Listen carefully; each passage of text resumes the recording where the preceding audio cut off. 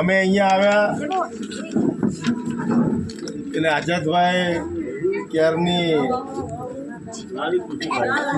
ફૂલની પાંદડીઓથી ઉમેદવારનું સ્વાગત કર્યું એટલે મને પણ થયું કે હું પણ તમારી ફૂલની પાંદડીથી ઉમેદવાર વતી તમારું સ્વાગત કરું અને આશા રાખું કે આ ફૂલની પાંદડીઓની જેમ જ તમે અહીંયા કમળીને ખીલાવશો. ભારત માતા કી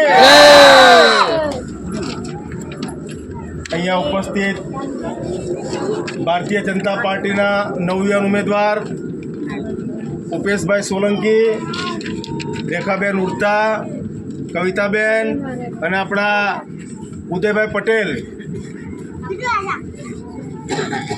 અહીંયા તો લક્ષ્મીબેન અમારા બેન થાય, અમારા ત્યાંના છે. એમની વેદના સાંભળી પણ લક્ષ્મી માતાનું પણ ફૂલ કમળ અને એ કમળ તમારે ખીલવવાનું છે. એનું ગંદુ પાણી નહીં આવે. આમના વતી હું તમને કહું છું, બેને વ્યથાય ઠાલવી કે તમારા ઘરે આરો હશે. બેનના ઘરે તો આરો નથી, પણ આ વખતે કોંગ્રેસનો વારો પાડી દેવા. એટલા માટે આરો નથી કે બેને ચાલીમાં જ રહે છે. એમનું ઘરે પતરાવાળું છે. આ બેને ચાલીમાં રહી છે. એમનું ઘરે પતરાવાળું છે. ઉપેશભાઈનું ઘરે ધાબાવાળું છે, એક માળનું. પણ આરો કોઈના ઘરમાં નથી.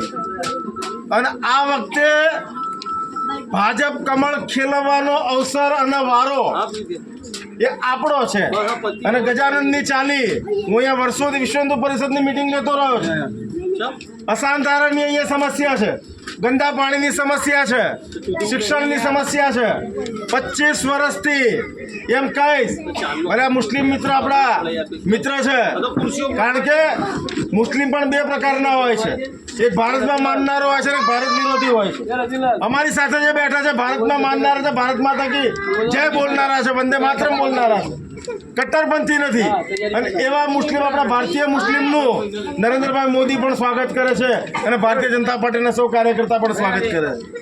પણ મારે કેવું છે કટ્ટરપંથીઓને કે જે ઓવેસી જેવા જે હૈદરાબાદની અંદર, તેલંગાની અંદર જેવું કહેતા હોય, આ દેશના ભાગલા પડવાની વાત કરતા હોય અને એમ કહેતા હોય કે 15 મિનિટ અમને તમે ટાઈમ આપી દો, ઇસ્લામ શું છે અને મુસલમાનની તાકાત શું છે તમને બતાવી દઈશું. ભારતના સાચા મુસલમાનને પૂછો કે જ્યાંનું ખાય છે ત્યાંનું ગાય છે. અને જે કટ્ટરપંથી મુસલમાનો અહીંનું ખાય છે અને પાકિસ્તાનનું ગાય છે. અને પાકિસ્તાનમાં તો એ લોકોને સ્વીકારતા જ નથી, હજુ પણ ભારતીય ગણે છે. પણ મારે વિષયમાં નથી પડવું. લક્ષ્મીબેને જેમ વાત કરી, આ બેન પણ વાત કરતા હતા કે અહીંયા જે સમસ્યા છે, વિસ્તારની સમસ્યા છે. 25 વર્ષથી કોંગ્રેસના કોર્પોરેટરો છે. 2 મહિલા, મુન્નાભાઈ બહુ સરસ વાત કરી, 2 મહિલા કોર્પોરેટર તમે ઓળખતા બી નહીં હોય, કારણ કે બુરખામાંથી બહાર નથી આવતા, ખબર જ નથી પડતી કોણ છે. આ બેનને ઓળખશો, રસ્તામાં ક્યાંક જોતા પકડશો કે તમે અમારે મિટિંગ લેવા આવ્યા હતા. ઓલા બુરખામાં ખબર નહીં પડે રૂકસાના બેન છે કે કયા બેન છે. રેખાબેનને પકડશો, ગમે ઉડતા પકડી લેશો, હા પકડાઈ જશે. એમની અટક જ એવી છે, એટલે ઉડતા ઉડતા અહીંયા બી આવી જશે. બોલો સમસ્યા શું છે. મારા ઉપેશભાઈ બી ફાયર બ્રાન્ડ કાર્યકર્તા, અધિકારીઓને સમજાવટથી માનો તો સારી વાત છે, નહીં તો બીજા ઉપાય પણ એ જાણે. એનું નામ જ ઉપેશ છે એટલે તમારો ઉપાય કરશે. પણ હું તમને ભારતીય જનતા પાર્ટી કર્ણાવતી મહાનગર તરફથી તમને 2 હાથ જોડીને વિનંતી કરવા આવ્યો છું કે આ વખતે અવસર એટલા માટે છે કારણ કે સત્તાની લડાઈની અંદર કોંગ્રેસ, ભાજપ, આમ આદમી પાર્ટી, એઆઈએમઆઈ, ઓવેસીની પાર્ટી અંદરો અંદર લડી રહ્યા છે. સત્તા માટે અંદર લડી રહ્યા છે. કારણ કે એ લોકો હારી જશે તો એમની મલાઈ બંધ થઈ જશે એ ડર એમને લાગી રહ્યો છે. જ્યારે ભારતીય જનતા પાર્ટી કોઈ વંશવાદની પાર્ટી નથી. કોંગ્રેસ વંશવાદની પાર્ટી છે. ગાંધી પહેલાં પણ ગાંધી, છેલ્લા પણ ગાંધી. ભારતીય જનતા પાર્ટીમાં એવું નથી. નરેન્દ્ર મોદી નાના મજૂર પરિવારમાંથી આવતા હતા. વડગામના સ્ટેશન ઉપર એમના બાપુજીની કિટલી ઉપર ચાય વેચતા હતા અને આજે દેશના પ્રધાનમંત્રી છે નરેન્દ્ર મોદી.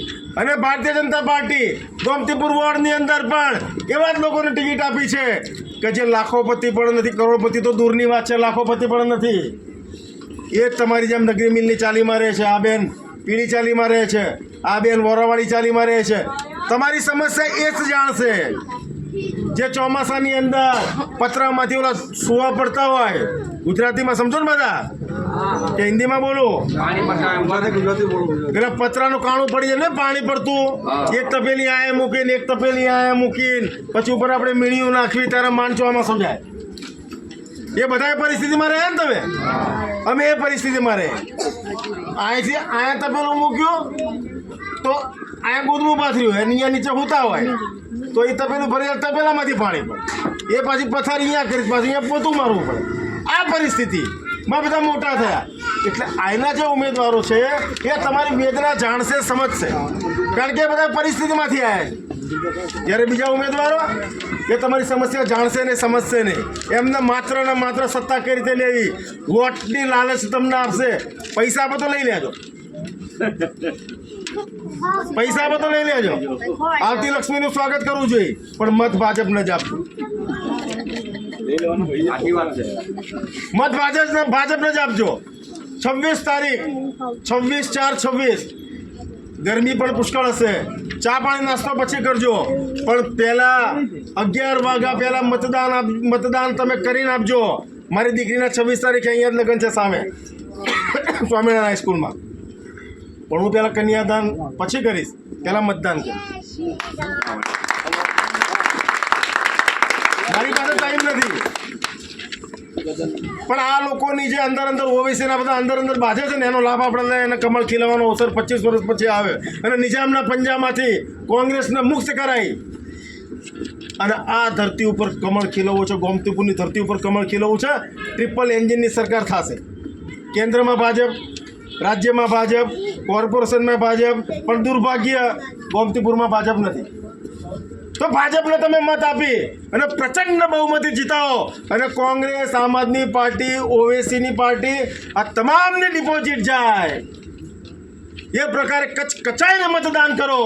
એ જ હું તમને પ્રાર્થના કરવા છું, બે હાથ જોડી અને મને બે હાથ ઉપર કરી અને જય શ્રી રામના નારા સાથે મને તમે આશ્વસ્ત કરો કે તમે ભારતીય જનતા પાર્ટીના 4 ઉમેદવારને મત આપી પ્રચંડ બહુમતીથી જીતાવશો.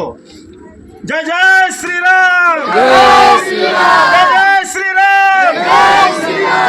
ભારત માતા કી જય, ભારત માતા કી જય.